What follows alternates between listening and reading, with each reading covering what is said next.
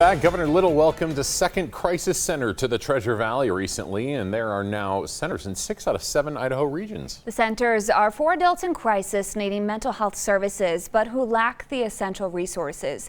6 on Your Side's Madeline White shows us just how much it's helping and who it's impacting the most.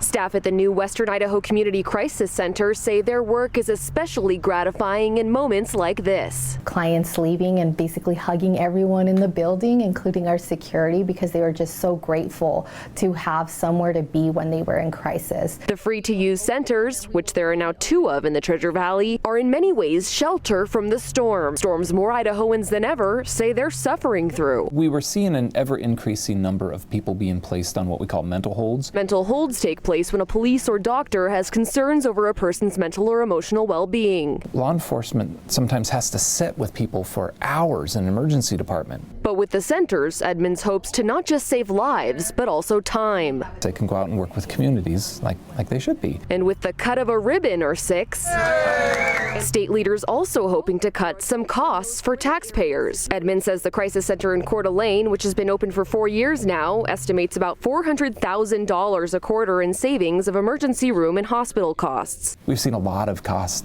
savings. But to have those savings in the valley, we first need participation. In what's now been 30 days since the Western Idaho Community Crisis Center opened, Froud tells me they've serviced 60 stays. That's including any repeat visitors.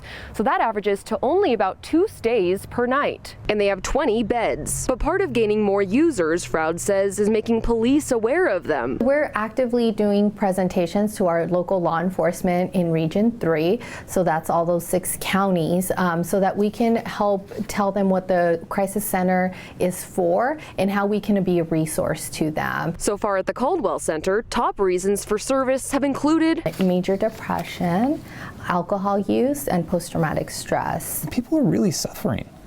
People are suffering in alone. And I mean, this is a very painful disease, mental illness is. And while folks can only stay at the centers for a short time, Edmonds hopes that by directing them to resources, they'll have the tools for long-term stability. Mental health services are effective, but we have to get people to them. Madeline White, 6 on Your Side.